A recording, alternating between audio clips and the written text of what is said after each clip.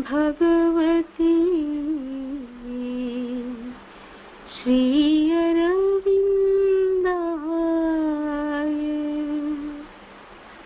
श्री अरविन्दाय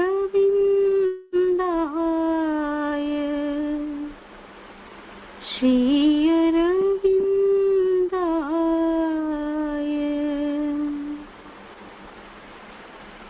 करुणामयी मां परम प्रभु श्री अरविंद अति मानस जगतर स्रष्टा परम प्रभु श्री अरविंद अति मानस शक्तिधारिणी मां दिव्य जननी पादपद्मे मोर विनम्र कृतज्ञता भरा प्रणाम निवेदन करुछि। कार्यक्रम उपस्थित सम्मानास्पद आजिर वक्ता रूप जी उपस्थित होती श्रीजुक्त चित्तरंजन साहू भाई चित्त भाई एवं मोर समस्त ज्येष्ठ कनिष्ठ अपा भाई को मोर सभक्ति प्रणाम निवेदन करुछि। अगस्ट मासर परम प्रभुंकर जन्म मासर धारावाहिक माँ बही आलोचनार आज हूँ 31तम दिवस। माँ बहीर 6ठ अध्यायर शेष पंक्ति रही जे अतिमानस रूपांतर नियति निर्दिष्ट होइछि। पार्थिव चेतनार क्रम विवर्तन रे ताहा हेबा अनिवार्य। अतिमानस रूपांतर नियति निर्दिष्ट होइछि, चेतनार क्रम विवर्तन रे ताहा हेबा अनिवार्य। आमे जहाँ को ए मानवीय रूप रे देखुछे आम भली शरीरटीए धारण करी आम पाखक ओह्लई आसिछन्ते, जहाँकर आहुरी भिन्न भिन्न रूप सब रही विश्वातीत विश्वगत रूप सी आम भितर भी रही पृथ्वी को सजाड़ुछन्ति, आम जीवन को सजाड़ुछन्ति। से माँ गोटे उद्देश्य गोटे लक्ष्य गोटे संकल्प को पूरण करने निमंते यही पृथ्वी वक्ष को ओह्लई आसिले। आउ तांकर उद्देश्य पृथ्वी उपर स्वर्गराज्य प्रतिष्ठा करिबा। एही मोर संसार रे जहाँ सब अदिव्य अच्छी जहाँ पार्थिव ही रही ता मध्य भगवत चेतना को स्थापन करिबा यहाँ ही तांकर एकमात्र कार्य एकमात्र संकल्प। यार अर्थ आम मध्य जहाँ सब अदिव्यता अच्छी जहाँ सब मनुष्य होकर पर्यंत रही मनुष्य प्रकृति भितर सीमित होकर रही से सब को दिव्य प्रकृति रे रूपांतरित करिबा। आमे माने जहाँ सब आमर ऋण सूत्र रे आमर पितृ पितामह ठारू नहीं आसीछे समस्त संकीर्णता दोष दुर्बलता एवं व्यक्तित्व को से तांकरी ज्ञान वीर्य एवं आनंदर प्राचुर्य रे नूतन करी आमको गढ़ी देबे। आम भितरे से नूतन आलोक वीर्य आउ अमरत्व आड़क आमको नहीं जिबे। ताहले आमको प्रस्तुत हेबाकु पड़िबो। निश्चेतना गर्भरु आरंभ होइथिबा ए चेतनार ऊर्ध्वमुखी गति वर्तमान मन चेतनार शेष होई नाही। मन ताहार सर्वोच्च शिखर नुहे, एठी पहुंचीबा तार संकल्प नुहे लक्ष्य नुहे। तो मनर अनेक भूमि को अतिक्रम करे तार सर्वोच्च शिखर रे पहुंची अतिमानस जगत रे से अतिमानस रूपांतर आनी आम मानक मध्य से अतिमानवत्व को प्रकाश करिबा पाई से अनवरत प्रयास कर चली। किंतु यही अतिमानस सिद्धिर अधिकारी हेबा पाई एठी आमको किछि शर्त पालन करने को पड़े जो द्वारा परिवर्तन आसी पारे किछि रूप ग्रहण करि पारे एवं ताहा चिरस्थायी होई पारे। तेणु आमर आवाहन संगे संगे ऊर्ध्वरु ज्योति जेते बेले प्रकट हुए ताकू आमे अस्वीकार न करी स्वीकार करिवार दृढ़ संकल्प नेबाकू हेबो। माँ बहीर प्रथम अध्यायर प्रथम पृष्ठारे प्रथम वाक्यटी आमे आरंभ करिथिले आलोचना जे जो महान जो दुरूह कार्यटी आम मानकर साधनार लक्ष्य ताहा केवल दुईटी शक्तिर संयोगरे संपन्न होई पारे। गोटे है निम्नर आवाहन करे जो स्थिर अप्रतिहत अस्पृह आउ अन्यटी है उत्तर दिए जो परम भागवत करुणा।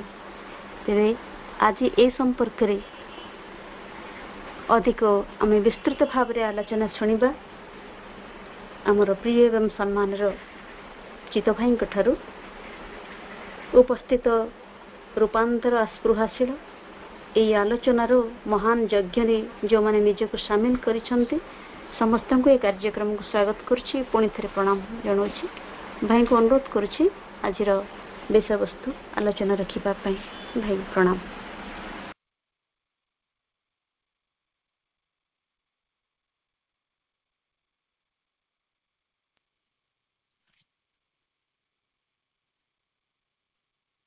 श्रीमाता शरणं मम, श्री अरविंद शरणं मम।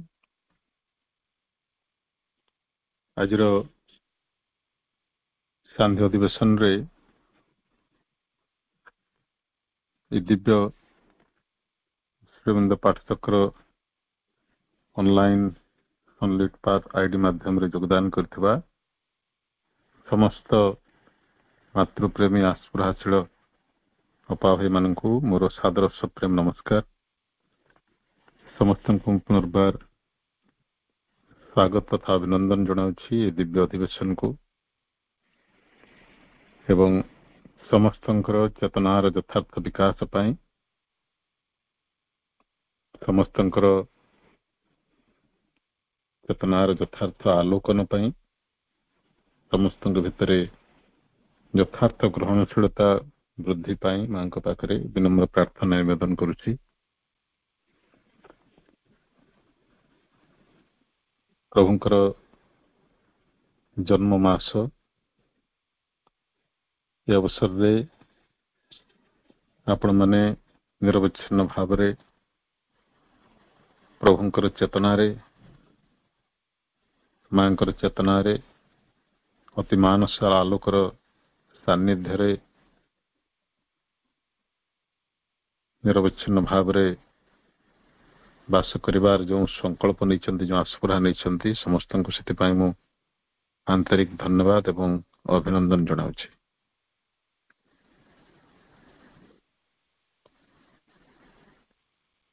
सबू आयोजन करिवार मुख्य उद्देश्य होची आम मान भितर ग्रहणशीलतार अभिवृद्धि। से कथा एबे पपा पढ़ुले माँ बहीर शेष पैराग्राफ रे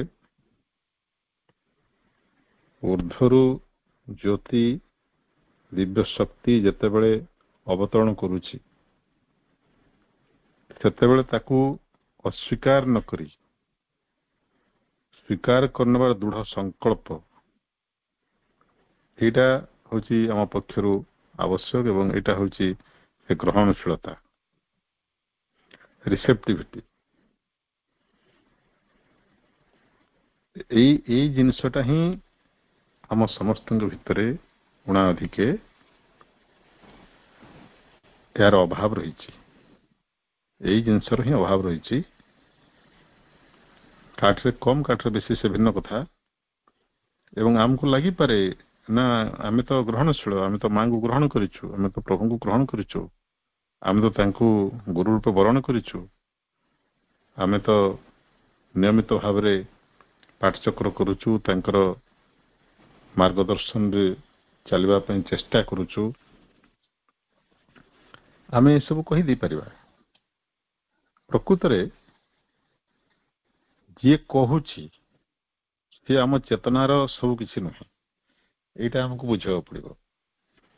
वी हैव मेनी सेल्फ्स आमर ये जो स्थूल मनटी जे कहि दउची मु ग्रहण करछि बोली एटा आम चेतनार अति बाह्य अंश स्थूल अंश ऊपर ठावरिया अंश किंतु चेतनार आहुति अनेक स्तर अच्छी आम भितरे जा विषय आम संपूर्ण अज्ञ एवं जा उपरे आम नियंत्रण भी नाही तेणु से माने तांको बाटरे चली चंती ए मन बाह्य मनटी हाँ कहीदेले मध्य से माने भितरे ହଁ କହୁନାହାନ୍ତି ତାଙ୍କ ପର୍ଯ୍ୟନ୍ତ ମେସେଜ ପହଞ୍ଚି ନାହିଁ।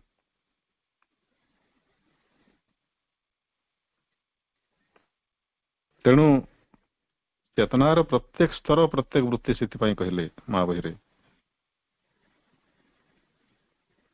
ଏ ସବୁ ସ୍ତର ପର୍ଯ୍ୟନ୍ତ ଆମର ପରିଚୟ ନ ହେବା ପର୍ଯ୍ୟନ୍ତ ଏବଂ ପରିଚୟ ହେବା ପରେ ସେସବୁ ଆମର ନିୟନ୍ତ୍ରଣ ନ ଆସିବା ପର୍ଯ୍ୟନ୍ତ ଗୋଟେ ଇଣ୍ଟିଗ୍ରାଲ ରିସେପ୍ଟିଭିଟି ଆମ ଭିତରେ ସ୍ଥାପିତ ହେଇଛି ବୋଲି ଆମେ କହିପାରିବା ନାହିଁ। ବାହ୍ୟ ମନଟି ହଁ କହିଦେଲେ ବି ଅନ୍ତତଃ ସ୍ଥୂଳ ଭାବରେ ବି ଆମେ ଯେତିକି ଜାଣିପାରୁଛୁ ଆମର ପ୍ରାଣ, ବିଶେଷ କରି ନିମ୍ନ ପ୍ରାଣ, ସେ ତାର ଭୋଗ ଏବଂ ସୁଖ ସ୍ୱାଚ୍ଛନ୍ଦ୍ୟ ସହିତ ସାଲିସ କରିବା ପାଇଁ ସମ୍ମତ ନୁହେଁ। ଏଇଟା ତମେ ସହଜରେ ଜାଣିପାରିବା। ଟିକେ ଆତ୍ମନିରୀକ୍ଷଣ କଲେ, ଟିକେ ମନକୁ ଅନ୍ତର୍ମୁଖୀ କଲେ, ଭିତରକୁ ଦେଖିଲେ ଆମେ ଜାଣିପାରିବା ଆମେ ସାଧାରଣ ଜୀବନରେ ମଧ୍ୟ କେତେ ଅଗ୍ରହଣଶୀଳ, ସତ୍ୟ ପ୍ରତି ବିରୁଦ୍ଧାଚାର। ଆମେ ଜାଣୁ କୋଉଟା ଭଲ, କୋଉଟା ମନ୍ଦ, କୋଉଟା ଆମ ପାଇଁ ହିତକର, କୋଉଟା କ୍ଷତିକାରକ। ତା ସତ୍ତ୍ୱେ ଆମେ କ୍ଷତିକାରକକୁ ଗ୍ରହଣ କରୁନୁ, ହିତକାରକକୁ ଏଡେଇ ଦଉ, ଅନ୍ତତଃ ପୋଷ୍ଟପୋନ କରିଦଉ। ଭଲକୁ ପୋଷ୍ଟପୋନ କରିବା ଏବଂ ମନ୍ଦକୁ ପ୍ରଥମେ ଗ୍ରହଣ କରିନେବା, ଏହି ପ୍ରବଣତା, ଏହି ଅଭ୍ୟାସ ଜନ୍ମ ଜନ୍ମାନ୍ତରରୁ ରହିଛି। ଏଇଟା ତ ଆମର ଜାଣିବା ଭିତରେ ଅଛି।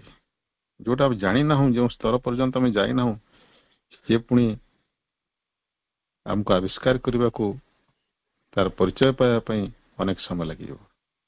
ଏସବୁ ଆମର ସାଧନାର ପରିସର ଅନ୍ତର୍ଭୁକ୍ତ। ଏଇଟା ଆମକୁ ନିଜେ ହିଁ କରିବାକୁ ପଡିବ, ଚେଷ୍ଟା କରି କରିବାକୁ ପଡିବ। ବ୍ୟକ୍ତିଗତ ପ୍ରଚେଷ୍ଟା ଦ୍ୱାରା ଊର୍ଦ୍ଧ୍ୱ ଶକ୍ତିର ସାହାଯ୍ୟ ଭିକ୍ଷା କରି, ତାଙ୍କୁ ଆବାହନ କରି କରିବାକୁ ପଡିବ। କେବଳ ବ୍ୟକ୍ତିଗତ ପ୍ରଚେଷ୍ଟା ଦ୍ୱାରା ସମ୍ଭବ ହେବ ନାହିଁ। କୌଣସି ମାନସିକ ପ୍ରଚେଷ୍ଟା ନୁହେଁ ବା ତପସ୍ୟା ନୁହେଁ, କେବଳ ମାଙ୍କର ଶକ୍ତି ଆବରଣ ଛିନ୍ନ କରିପାରେ ବୋଲି ପ୍ରଭୁ କହିଦେଲେ। ପ୍ରକୃତରେ ସେଟା ହିଁ ଯଥାର୍ଥ ମନୋଭାବ। ଆମେ ଚେଷ୍ଟା କରିବା, କିନ୍ତୁ ଦିବ୍ୟ ଶକ୍ତିର ସାହାଯ୍ୟକୁ ଅପେକ୍ଷା କରିବା, ତାଙ୍କୁ ଆବାହନ କରିବା। ଏବଂ ଏହି କାର୍ଯ୍ୟଟି ଆମ ପକ୍ଷରୁ ଯେଉଁ ଆବଶ୍ୟକ ଆସ୍ପୃହା, ଚେତନାକୁ ଜାଣିବା ପାଇଁ, ଅନୁଭବ କରିବା ପାଇଁ, ତା ଉପରେ ପ୍ରଭୁତ୍ୱ ଅର୍ଜନ କରିବା ପାଇଁ, ତାକୁ ଶୁଦ୍ଧ କରି ଗଢିବା ପାଇଁ, ଆଧାରକୁ ଶୁଦ୍ଧ କରି, ଆଧାର ରୂପକ ମନ୍ଦିରଟିକୁ ଶୁଦ୍ଧ କରି ଯୋଗ୍ୟ କରିବା ପାଇଁ, ପ୍ରସ୍ତୁତ କରିବା ପାଇଁ, ଯେପରିକି ସେଠି ଦେବତା ବିରାଜମାନ କରିବେ, ଦିବ୍ୟ ଶକ୍ତି ଆସିଲେ ସେଠି ସ୍ଥାୟୀ ଭାବରେ ବାସ କରିବେ। ଏଥିପାଇଁ ଆଧାରକୁ ପ୍ରସ୍ତୁତ କରିବା ପାଇଁ ନିଜ ତରଫରୁ ଯେଉଁ ସଂକଳ୍ପ ଆବଶ୍ୟକ, ସେଟା ମଧ୍ୟ ଆମ ଭିତରେ ବିକଶିତ ହେଇନାହିଁ। ଏଇଟା ହେଉଛି ଆମର ବର୍ତ୍ତମାନ ସ୍ଥିତି। ଏବଂ ସେଇଥିପାଇଁ ସେ ପରମ କରୁଣାମୟ ପରମ ପ୍ରଭୁ ଶ୍ରୀ ଅରବିନ୍ଦ ଏବଂ ଦିବ୍ୟଜନନୀ ଶ୍ରୀମା ଆମକୁ, ଅର୍ଥାତ୍ ସମଗ୍ର ମାନବ ଜାତିକୁ ସାହାଯ୍ୟ କରିବା ପାଇଁ, ଯେମିତି ଛୋଟ ପିଲାଟିଏ ଚେଷ୍ଟା କରୁଛି ଠିଆ ହେବା ପାଇଁ, କିନ୍ତୁ ଠିଆ ହେଇପାରୁନାହିଁ, ମାଟେ ଯେମିତି ତାର ହାତ ଧରି ଠିଆ ହେବାକୁ ଶିଖେଇ ଦିଏ, ଠିକ ସେମିତି ଆମର ସେ ଅବସ୍ଥା। ଆମର ଚେତନାଗତ ଦୃଷ୍ଟିରୁ ଆମେ ବର୍ତ୍ତମାନ ଗୋଟେ ଚାଲି ଜାଣିନଥିବା ଗୋଟେ ଶିଶୁ, ଗୋଟେ ଟଡଲର, ଆମକୁ ମା ଏବଂ ପରମ ପ୍ରଭୁ ଚାଲିବା ଶିଖାଉଛନ୍ତି। ଏବଂ ସେଥିପାଇଁ ତାଙ୍କୁ କମ ବଳିଦାନ ଦେବାକୁ ପଡିନାହିଁ, ତାଙ୍କୁ କମ ତ୍ୟାଗ କରିବାକୁ ପଡିନାହିଁ। ଆପଣମାନଙ୍କର ମନେ ଥିବ ପ୍ରଭୁଙ୍କର ସେ ଗୋଟେ କବିତା, coercing my Godhead, I have come down upon this sordid earth. ବୋଧେ ଗଡ୍ସ ଲେବର, ଦେବତାର ଶ୍ରମ ସେ କବିତାର ନାଁ। ମୋର ଦେବତ୍ୱ ବିସର୍ଜନ କରି ମୁଁ ଏଇ ଜରା ବ୍ୟାଧି ମୃତ୍ୟୁଗ୍ରସ୍ତ ମର୍ତ୍ତ୍ୟପୁରରେ ଅବତରଣ କରି ଆସିଛି। ହୋଇଯାଇଛି କ୍ଷୁଦ୍ରକାୟ ଶକ୍ତିହୀନ ବାମନ ରୂପୀ ଗୋଟେ ମଣିଷ, ଅର୍ଥାତ୍ ଗୋଟେ ଅତି ନଗଣ୍ୟ କ୍ଷୁଦ୍ର ଶକ୍ତିହୀନ ସାମର୍ଥ୍ୟହୀନ ଜୀବ। ଏବଂ ମୁଁ ଖୋଳି ଚାଲିଛି ଗୋଟେ ସୁଡ଼ଙ୍ଗ ଯାହାକି ସେ ଜ୍ୟୋତି ଆଡକୁ ନେଇଯିବ।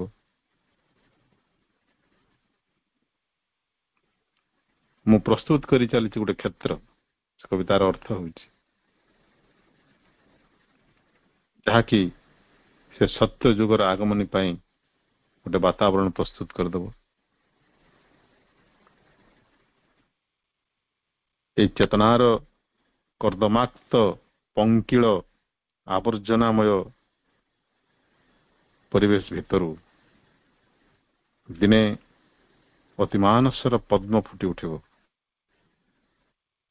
ଏହି ଦିବ୍ୟ ସମ୍ଭାବନାକୁ ନେଇ ମା ଏବଂ ଶ୍ରୀବନ୍ଦ କାର୍ଯ୍ୟ କରି ଚାଲିଛନ୍ତି। ସେମାନେ କେବଳ ସ୍ୱପ୍ନ ଦେଖି ନାହାନ୍ତି, ସେମାନେ ସେହି ବାସ୍ତବତାକୁ ରୂପାୟନ କରିବା ପାଇଁ ପରମେଶ୍ୱରଙ୍କ ଠାରୁ ନିର୍ଗତ ଗୋଟେ ଗୋଟେ ଶକ୍ତି, ସେ ଉଦ୍ଦେଶ୍ୟରେ ହିଁ ସେମାନେ ଆସିଛନ୍ତି। ଏବଂ ମୁଁ ଯେଉଁ କହୁଥିଲି ବଳିଦାନ ଏବଂ ତ୍ୟାଗ, ସେଟା ଅତି ପ୍ରତ୍ୟକ୍ଷ। ମା ହେଉଛନ୍ତି ଅତିମାନସ ମହାଶକ୍ତି, ଦିବ୍ୟ ଜନନୀ। ସେ ଓହ୍ଲେଇ ଆସିଛନ୍ତି ଏ ମର୍ତ୍ତ୍ୟପୁରୀରେ ଏବଂ ଏଇଠି ଆମ ସହିତ, ଆମ ସ୍ତରକୁ ଆସି ଆମ ସହିତ କାର୍ଯ୍ୟ କରୁଛନ୍ତି। ସ୍ଥୂଳ ଶରୀରରେ ମଧ୍ୟ ସେଇଟା ସେ କରିଥିଲେ ଏବଂ ସୂକ୍ଷ୍ମ ଶରୀରରେ ମଧ୍ୟ କରୁଛନ୍ତି। ସ୍ଥୂଳ ଶରୀରରେ ସମସ୍ତ ସାମର୍ଥ୍ୟ, ସମସ୍ତ ଚେତନାଗତ ଶକ୍ତିର ଅଧିକାରିଣୀ ହୋଇ ଆମ ସହିତ ଯେତେବେଳେ କଥାବାର୍ତ୍ତା କରୁଥିଲେ, ଆମ ସହିତ ମାନେ ଯେଉଁମାନେ ସେତେବେଳେ ଥିଲେ, ଯେଉଁମାନେ ସେ ଭାଗ୍ୟବାନ, ସେଇ ଯୋଗ୍ୟ ଆତ୍ମାମାନଙ୍କୁ ମୋର କୋଟି ପ୍ରଣାମ, ଯେଉଁମାନେ ତାଙ୍କର ସାନ୍ନିଧ୍ୟର ସୌଭାଗ୍ୟ ଲାଭ କରିଛନ୍ତି। ତାଙ୍କ ସହିତ କେମିତି ଗୋଟେ ତାଙ୍କ ଭଳି ଗୋଟେ ଅବୋଧ ଶିଶୁ ଭାବରେ ବ୍ୟବହାର କରୁଥିଲେ। ଯଦିଓ ସେ ସବୁ ସାମର୍ଥ୍ୟର ଅଧିକାରିଣୀ, ସମସ୍ତ ଐଶ୍ୱର୍ଯ୍ୟର ଅଧିକାରିଣୀ। ଏଥିପାଇଁ ସେମାନଙ୍କୁ ଅବତାର କୁହାଯାଏ। ସେମାନେ ଉତ୍ତରି ଆସନ୍ତି।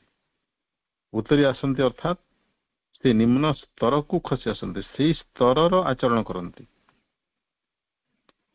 ଯଦିଓ ସବୁ ସାମର୍ଥ୍ୟର ଅଧିକାରୀ ଥାନ୍ତି, ସେଇ ସମୟରେ ମଧ୍ୟ ଯେମିତି ଭଗବାନ ଶ୍ରୀରାମଚନ୍ଦ୍ର ସୀତାଙ୍କୁ ହରାଇ, ଦେବୀ ସୀତାଙ୍କୁ ହରାଇ ହା ସୀତେ କହି ଜଙ୍ଗଲରେ କାନ୍ଦି କାନ୍ଦି ଘୁରି ବୁଲୁଥିଲେ, ଖୋଜୁଥିଲେ।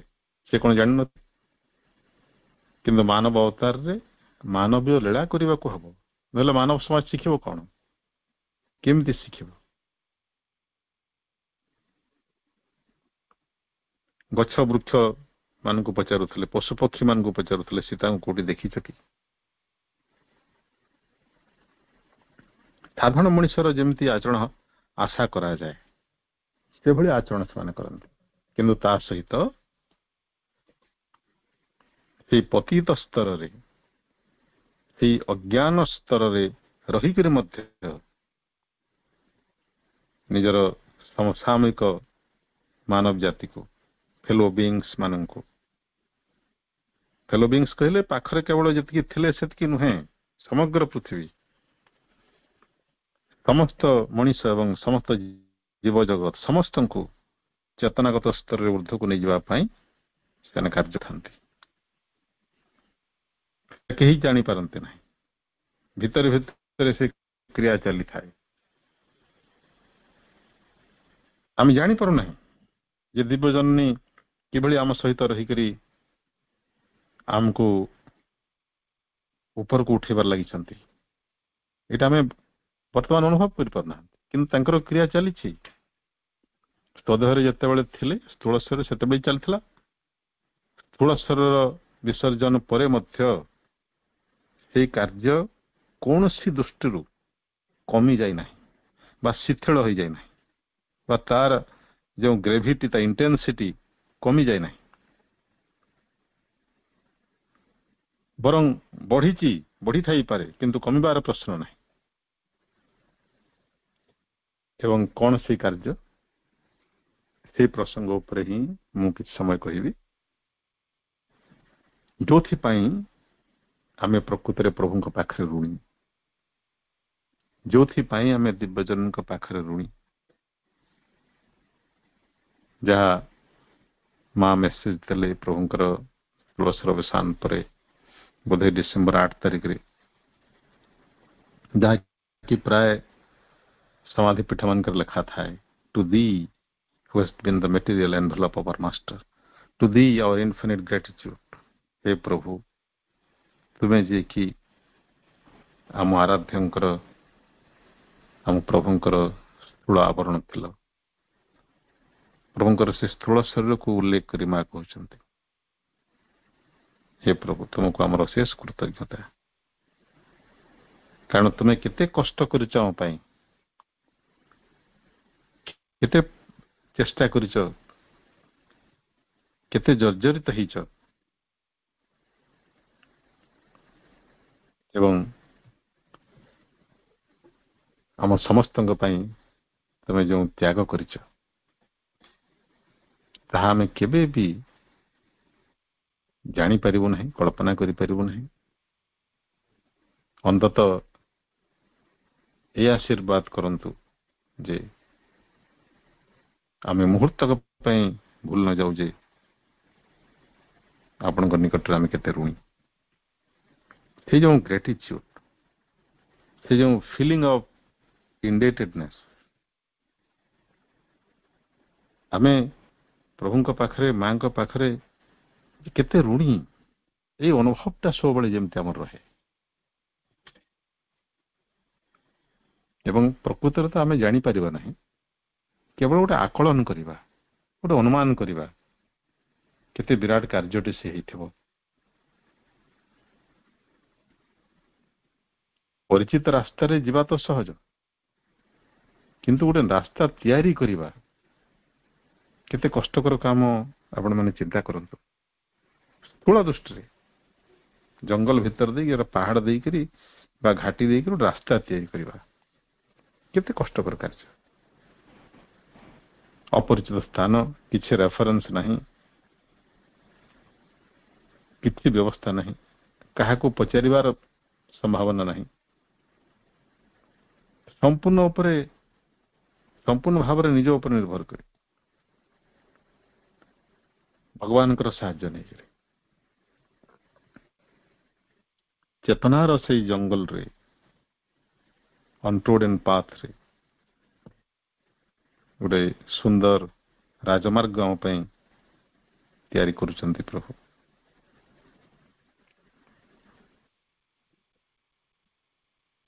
ଏବଂ ଦିବ୍ୟଜନନୀଙ୍କ କଥା ପ୍ରଥମେ ସଂକ୍ଷେପରେ କହିବି। ସେ ତ ଅତିମାନସ ମହାଶକ୍ତି ଦିବ୍ୟଜନନୀ, କିନ୍ତୁ ତାହା ପୂର୍ବରୁ ସେ ହେଉଛନ୍ତି ଆଦିଶକ୍ତି, ଅଦିତି, ଯିଏକି ଚେତନାର ଚରମ ଊର୍ଦ୍ଧ୍ୱତମ ସ୍ଥାନରେ ଅଧିଷ୍ଠିତା, ଯାହାଙ୍କ ଠାରୁ ସମଗ୍ର ସୃଷ୍ଟି, ଆଦି ଜନନୀ, ଯିଏ ଧରିଛନ୍ତି ସମସ୍ତଙ୍କୁ ନିଜ ଭିତରେ, ଭଗବାନଙ୍କର ଯୋଗମାୟା ଶକ୍ତି, ତାଙ୍କ ଭିତରେ ସମସ୍ତ ଜଗତ, ସ୍ୱର୍ଲୋକ, ଭୂଲୋକ, ପାତାଳ ଏବଂ ଚେତନାର ବିଭିନ୍ନ ସ୍ତର, ପ୍ରତ୍ୟେକ ସ୍ତରର ଯେଉଁ ଜୀବଗଣ, ସମସ୍ତେ ତାଙ୍କର ଅନ୍ତର ଭିତରେ ରହିଛନ୍ତି, ତାଙ୍କ ଭିତରେ ରହିଛନ୍ତି। ଅର୍ଥାତ୍ ଭଗବାନ ଯେଉଁ ପରମ ପୁରୁଷ ଅବ୍ୟକ୍ତ ରୂପରେ ଥିଲେ, ତାଙ୍କୁ ଯିଏ ବ୍ୟକ୍ତ କଲେ ସେ ହେଉଛନ୍ତି ସେ ଆଦିଶକ୍ତି। ତେଣୁ ତାଙ୍କ ଭିତରେ ସବୁ କିଛି। ସେଥିପାଇଁ ମା କହନ୍ତି, ମୁଁ ସମସ୍ତଙ୍କର ଜନନୀ, ସମସ୍ତେ ମୋର ସନ୍ତାନ, ଏପରିକି ଦେବତା ମାନେ ବି ସନ୍ତାନ। ଆମକୁ ଆଶ୍ଚର୍ଯ୍ୟ ଲାଗେ, ଦେବତା ମାନଙ୍କଠୁ ବି ମା ଆହୁରି ବଡ। ବଡ କଣ? ତାଙ୍କ ଭିତରେ ହିଁ ତ ସମସ୍ତ ସୃଷ୍ଟି। ତେଣୁ ସେ କନସେପ୍ଟଟା ଯେତେବେଳେ ଆମେ ବୁଝିଯିବା ଏଥିରେ କିଛି ଆଶ୍ଚର୍ଯ୍ୟ ଲାଗିବ ନାହିଁ। କିନ୍ତୁ ସେ ଆଦି ଜନ୍ମୀ ପରମ କରୁଣାର ବଶବର୍ତ୍ତୀ ହୋଇ ଆମ ଭିତରକୁ ଓହ୍ଲାଇ ଆସିଛନ୍ତି। ପୁଣି ଆମ ଭିତରେ ଥାଇକରି ଆମକୁ ନେବା ପାଇଁ, ଊର୍ଦ୍ଧ୍ୱକୁ ଉଠିବା ପାଇଁ ଆମକୁ ସାହାଯ୍ୟ କରୁଛନ୍ତି। କେମିତି ସାହାଯ୍ୟ କରିବେ ଆମେ ସରଳ ଭାବରେ ବୁଝିବା। ଜଣେ ଧରନ୍ତୁ ଗୋଟେ କାଦୁଅରେ ଫସି ଯାଇଛି, ଦଲଦଲ, ହିନ୍ଦୀରେ କହନ୍ତି ଦଲଦଲ, ଓଡ଼ିଆରେ ଆମେ କଣ କହିବା ମୁଁ ଜାଣିପାରୁନାହିଁ। ସେ ପଙ୍କିଳ ଗୋଟେ ପଙ୍କ ଭିତରେ, ଦଲଦଲ ଭିତରେ ଜଣେ ଫସି ଯାଇଛି।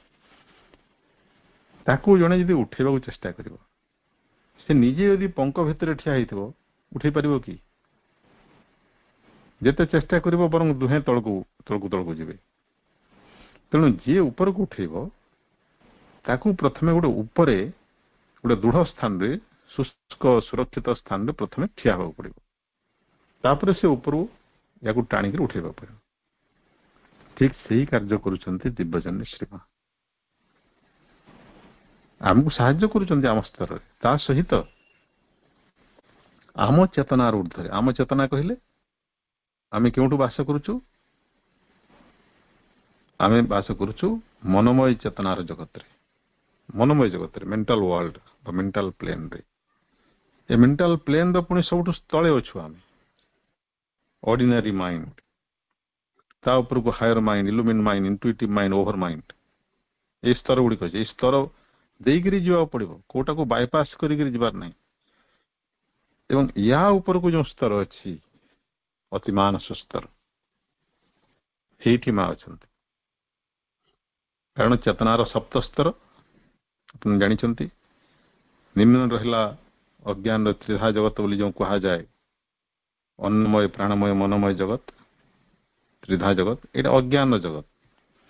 ଏଠି ଜ୍ଞାନ ଅତି ଅଳ୍ପ ବିକଶିତ, ଅଜ୍ଞାନତା ତାକୁ ଆବୃତ କରିଦେଇଛି। ଏବଂ ଉପରେ ରହିଲେ ସଚିତ ଆନନ୍ଦ, ସେଟା ହଉଛି ଜ୍ଞାନର ଜଗତ। ସେଠି ଯାତ୍ରାଟା ଅଜ୍ଞାନରୁ ଜ୍ଞାନ ଆଡକୁ ନୁହେଁ, ତମସୋମାଂ ଜ୍ୟୋତିର୍ଗମୟ ନୁହେଁ। ସେଠି ଜ୍ୟୋତିରୁ ଜ୍ୟୋତି ଆଡକୁ, ଆଲୋକର ଆଲୋକ ଆଡକୁ ଯାତ୍ରା, ଅମରତ୍ୱର ଅମରତ୍ୱ ଆଡକୁ ଯାତ୍ରା। এই ଯେଉଁ ପରା ପ୍ରକୃତିର ତ୍ରିଧା ଜଗତ ଏବଂ ଅପରା ପ୍ରକୃତିର ତ୍ରିଧା ଜଗତ, ଦୁଇଥିର ମଝିରେ ରହିଲା ବିଜ୍ଞାନମୟ ବା ଅତି ମାନସ ଜଗତ। ସେଇଠି ମା ଛିଡା ହେଇଛନ୍ତି। এই ଅଜ୍ଞାନତାର ଜଗତର ଠିକ ଊର୍ଦ୍ଧ୍ୱରେ। ମା ବହିରେ ମଧ୍ୟ ସେ କଥା ଉଲ୍ଲେଖ ଅଛି ଏବଂ ସାବିତ୍ରୀରେ ମଧ୍ୟ ଉଲ୍ଲେଖ ଅଛି।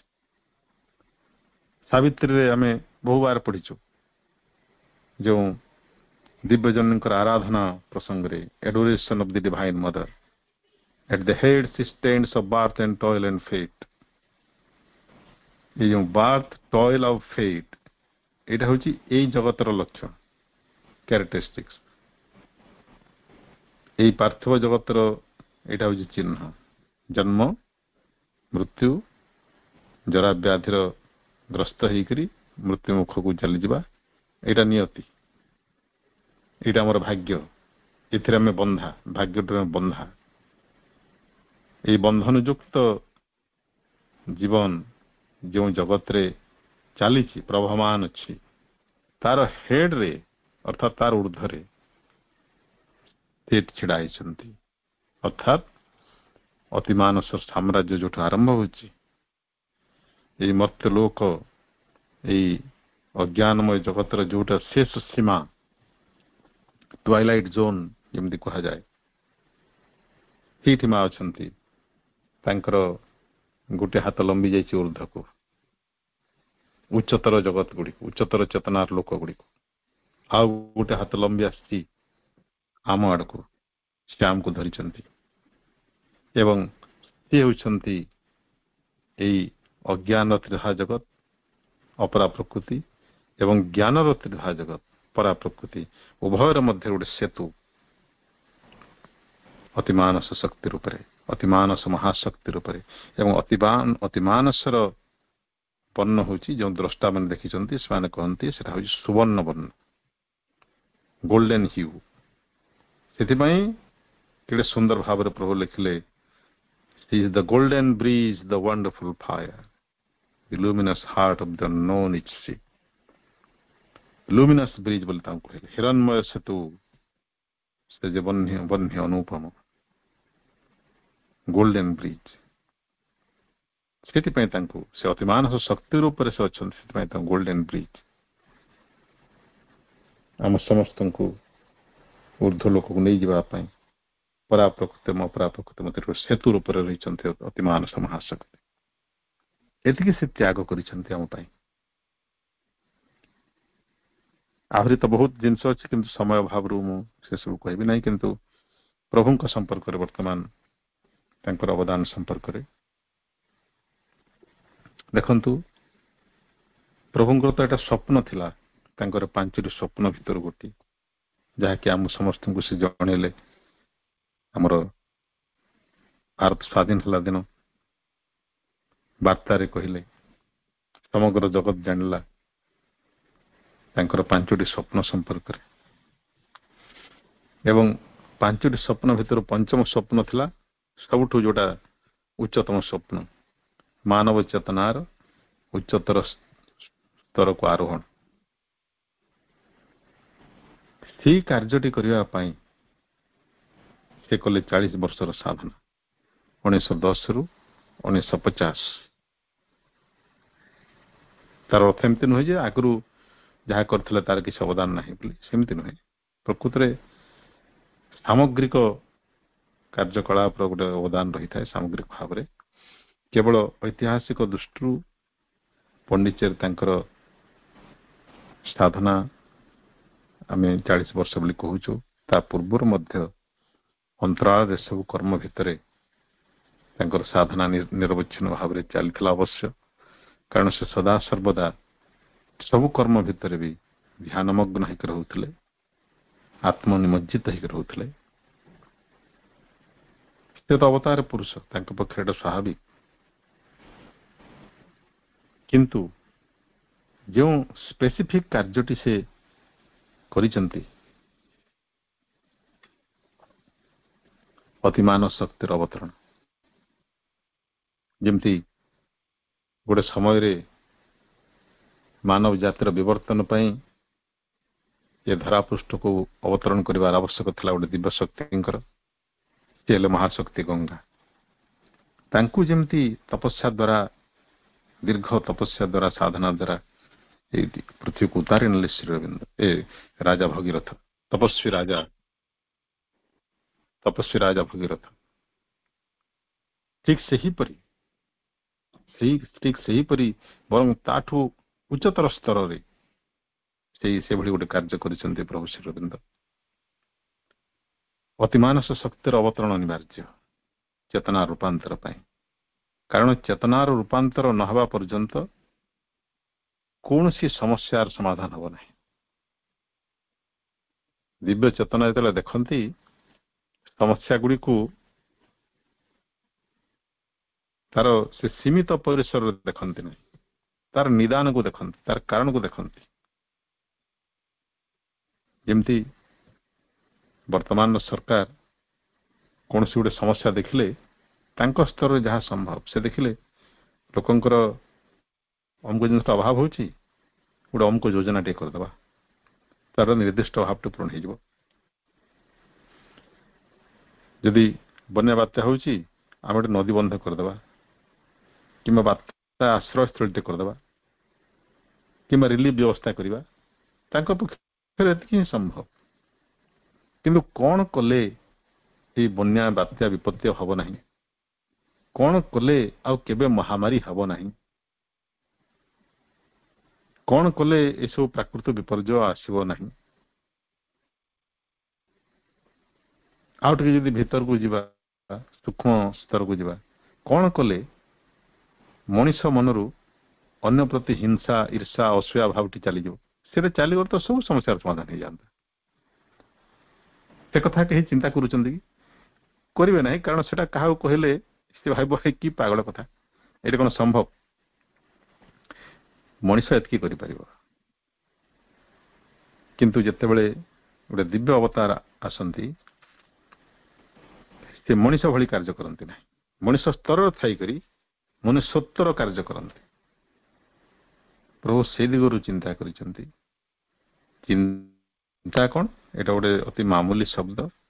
ସେ ଦିବ୍ୟ ଦୃଷ୍ଟିରେ ଦେଖିଛନ୍ତି ତାଙ୍କର ସାମର୍ଥ୍ୟ ବଳରେ ଯେ ପୃଥିବୀର ଭବିଷ୍ୟତ କଣ, ପୃଥିବୀର ନିୟତି କଣ, ରୂପାନ୍ତର ହେବା ଅନିବାର୍ଯ୍ୟ। ଅତିମାନସ ଶକ୍ତିର ଗୋଟେ ଦିବ୍ୟ ଶକ୍ତିର ଅବତରଣ ଅନିବାର୍ଯ୍ୟ ଏବଂ ତାକୁ ସେ ବାସ୍ତବ ରୂପ ଦେବା ପାଇଁ ନିଜେ ମାଧ୍ୟମ ହୋଇଛନ୍ତି। ନିଜ ଭିତରୁ ସେ ଅନ୍ତ ପ୍ରେରଣାକୁ ଅନୁଭବ କରିଥିବେ ନିଶ୍ଚୟ, ଯୋଉଥିପାଇଁ ଭଗବାନ ତାଙ୍କୁ ପଠେଇଛନ୍ତି। ତେଣୁ ସେ ସାଧନା କରିଛନ୍ତି। ଦେଖିଛନ୍ତି ଯେ ଅତିମାନସର ଅବତରଣ ପାଇଁ ପୃଥିବୀ ପ୍ରଥମେ ପ୍ରସ୍ତୁତ ହେବା ଦରକାର। ଯେମିତି ମହାଶକ୍ତି ଗଙ୍ଗାଙ୍କର ଅବତରଣ ପାଇଁ ତାଙ୍କୁ ଧରିବା ପାଇଁ ପ୍ରଥମେ ଯୋଗ୍ୟ ଆଧାରଟେ ଦରକାର ଥିଲା ଏବଂ ସେ ଆଧାର ହେଲେ ଶିବ, ଭଗବାନ ଶିବ। ରାଜା ଭଗୀରଥ ପୁଣି ତପସ୍ୟା ଦ୍ୱାରା ଭଗବାନ ଶିବଙ୍କୁ ସନ୍ତୁଷ୍ଟ କରାଇଲେ। ଶିବ ସମ୍ମତ ହେଲେ ତାଙ୍କୁ ଧରିବା ପାଇଁ। ନିଜର ବିଶାଳ କାୟା ବିସ୍ତାରିତ କରି ନିଜର ଜଟା ଭିତରେ ସେ ମହାଶକ୍ତି ଗଙ୍ଗାକୁ ସମାହିତ କରିଦେଲେ। ଏଟା ପ୍ରତୀକାତ୍ମକ। ଶିବ ହେଉଛନ୍ତି ଗୋଟେ ବିଶାଳ ଚେତନା, ଯେଉଁ ଚେତନା ସେ ମହାଶକ୍ତି ଧରିବା ପାଇଁ ଯୋଗ୍ୟ। ସାଧାରଣ ଜନଶ୍ରୁତିରେ ସେଟାକୁ ଉଜ୍ଜୀବିତ ରଖିବା ପାଇଁ ଏଭଳି ସ୍ଥୂଳ ପ୍ରତୀକ ଗୁଡିକର ସାହାଯ୍ୟ ନିଆଯାଏ। ଜଟା ଭିତରେ ହେଇଗଲେ, ଜଟା କହିଲେ ଶିବଙ୍କର ଜଟା କଣ, ତାଙ୍କର ଶରୀର କଣ, এই ସମଗ୍ର ସୃଷ୍ଟି ଆମେ ଯାହା ଦେଖୁଛୁ ଏଇଟା ହଉଛି ଶିବଙ୍କର ଶରୀର। ଆମେ ଦେଖୁଛୁ କହିଲେ ଭୁଲ ହେଇଯିବ। ଯାହା ଯାହା ଅଛି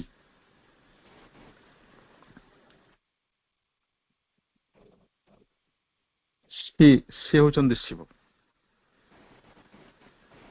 এই ସମଗ୍ର ବିଶ୍ୱର ମହାଣ୍ଡ ଜଗତ ତାଙ୍କର ଆଧାର, ତାଙ୍କର ଶରୀର। ସେ ଏତେ ବିସ୍ତାରିତ ଚେତନା ଏବଂ ସେ ଯେତେବେଳେ ତାଙ୍କୁ ଗ୍ରହଣ କଲେ ତାପରେ ଧୀରେ ଧୀରେ ତାକୁ କଣ୍ଟ୍ରୋଲ ୱେରେ, ନିୟନ୍ତ୍ରିତ ଭାବରେ ଏ ପୃଥିବୀରେ ପ୍ରବାହିତ କଲେ। ଏମିତି ଗୋଟେ ପାୱାର ହାଉସରେ ଏନର୍ଜି ତ ପ୍ରସ୍ତୁତ ହେଇଗଲା, କିନ୍ତୁ ତାକୁ ସିଧାସଳଖ ଛାଡ଼ିଦେଲେ ତ ସବୁ ଜାଳି ପୋଡ଼ି ଭସ୍ମ କରିଦେବ। ତାକୁ ରେଗୁଲେଟେଡ ୱେରେ ଛାଡ଼ିବାକୁ ପଡ଼ିବ। ସେ ରେଗୁଲେଟର, ଗୋଟେ ନିୟନ୍ତ୍ରକ ରୂପରେ କାର୍ଯ୍ୟ କରିଛନ୍ତି ଭଗବାନ ଶିବ ଏବଂ ଠିକ ସେଇ କାର୍ଯ୍ୟ କରିଛନ୍ତି ପରମ ପ୍ରଭୁ ଶ୍ରୀଅରବିନ୍ଦ ଏବଂ ସେଥିରେ ତାଙ୍କୁ ସହଯୋଗ କରିଛନ୍ତି ଦିବ୍ୟଜନନୀ ଶ୍ରୀମା। ମୁଁ କେବଳ ତାର ଗୋଟେ ଅଂଶ କହିବି। এই ବିଶାଳ ପ୍ରସ୍ତୁତି, ସାଧନା ଏବଂ ପ୍ରକ୍ରିୟାର ଗୋଟେ ଅଂଶ। ଅତିମାନ ଶକ୍ତି ଅବତରଣ କଲା ପରେ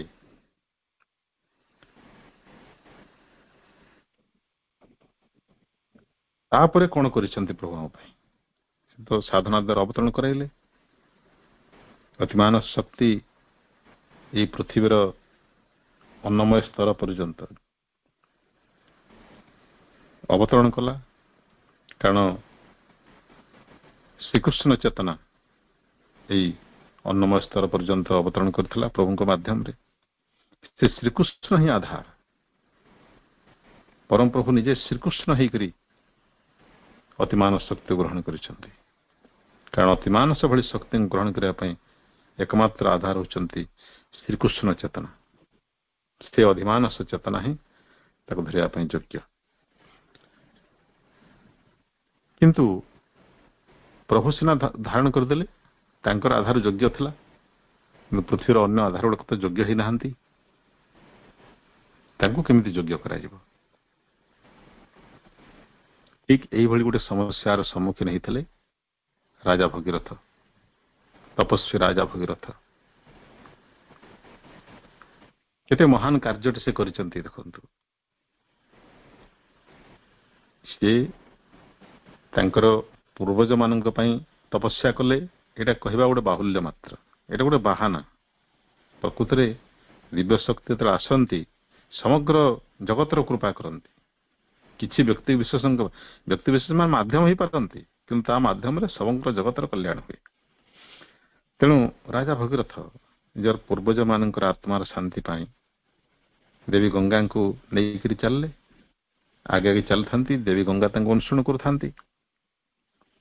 ଯେତେବେଳେ ସେ ସ୍ଥାନରେ ପହଞ୍ଚିଗଲେ ଯୋଉଠି ସେ ବ୍ରହ୍ମ ସାପରେ ଦଗ୍ଧୀଭୂତ ହଉଥାନ୍ତି ତାଙ୍କର ପୂର୍ବଜ ମାନେ, ସଗର ରାଜାଙ୍କର ସନ୍ତାନ ମାନେ,